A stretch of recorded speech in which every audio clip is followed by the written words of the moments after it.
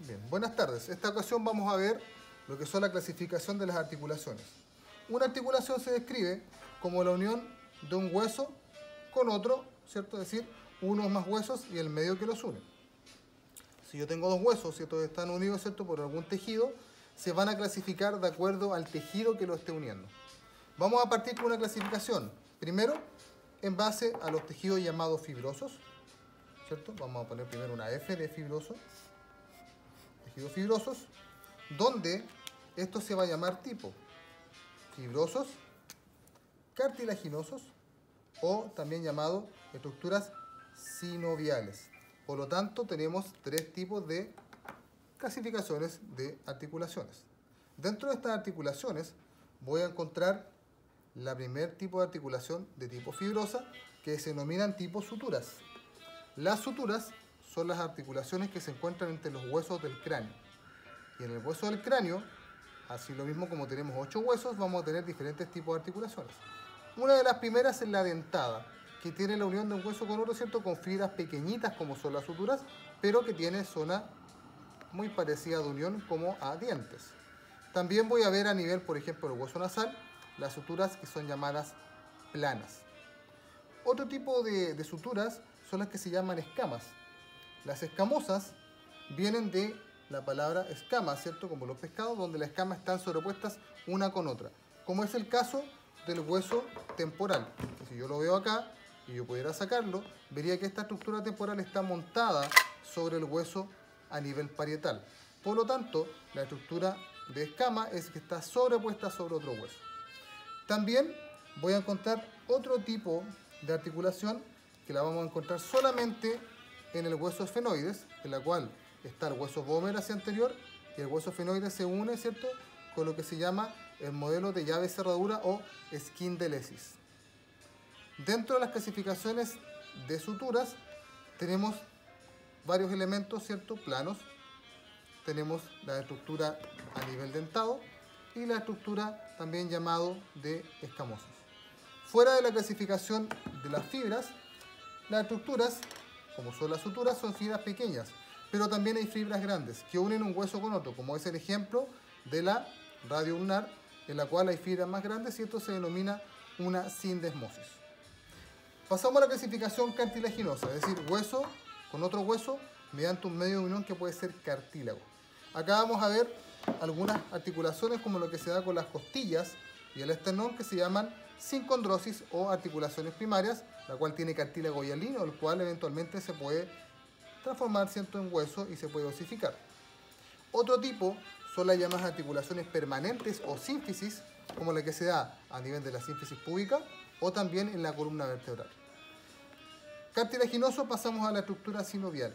Sinovial tiene relación con una estructura que es la cápsula sinovial.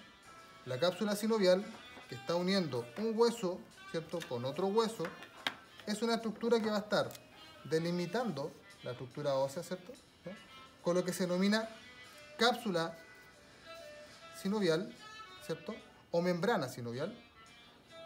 Esta estructura va a tener en su interior lo que se llama el líquido sinovial. Los elementos que están asociados con cada hueso se van a llamar cartílago articular y por fuera tenemos lo que se denomina la cápsula articular, que va a dar firmeza a este elemento. También puedo tener algunos elementos como ligamentos o músculos que van a estar dando firmeza a esta articulación sinovial.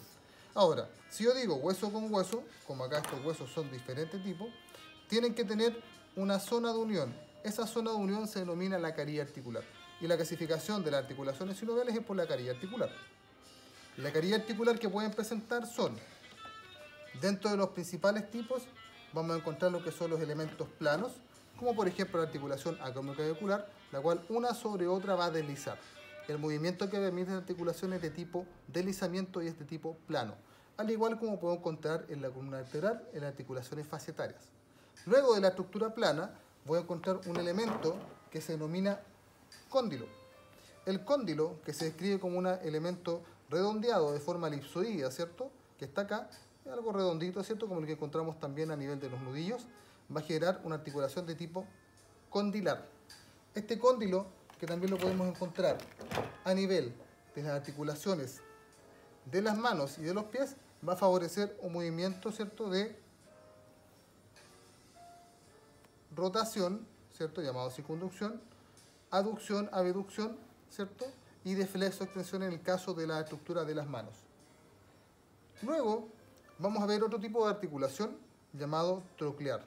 La estructura troclear parece una troclea, ¿cierto? Como si fuera una especie de carretilla de hilo, ¿cierto? O también un reloj de arena. Y permite un movimiento en un solo plano, que es en este caso la flexo-extensión.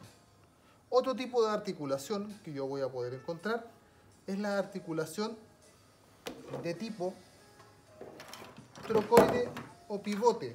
El trocoide o pivote es una articulación la cual voy a encontrar en estas vértebras de acá, que es el atlas y el axis, donde voy a tener un hueso, ¿cierto?, que tiene un eje sobre otro hueso que va a tener aquí una estructura ligamentaria que va a permitir la rotación. ¿Ya? Trocoide pivote, ¿cierto?, genera rotación. También se encuentran, como es el caso de esta estructura, el radio ulnar proximal, ¿cierto?, este ligamento, ¿cierto?, que va a estar generando las veces de anclaje para favorecer la rotación también. Otra articulación que nosotros podemos evidenciar es la articulación que se denomina celar o silla de montar, que se da acá, por ejemplo, en la trapecio metacarpiana, donde se generan dos tipos de movimientos, flexo-extensión, ¿cierto?, y aducción-abducción del pulgar. Es decir, esta articulación nos permite la oposición del pulgar para la aprehensión de algunos elementos. Dentro de las articulaciones vamos a encontrar también algunas, como la de la rodilla, que se pueden clasificar, ¿cierto?, de acuerdo a esta estructura, ¿cierto?, como una articulación bicondilar, porque tiene dos estructuras condilares, ¿cierto?, que parecieran ser una troclea, pero que en realidad permite movimientos de flexo-extensión y algunos movimientos rotacionales.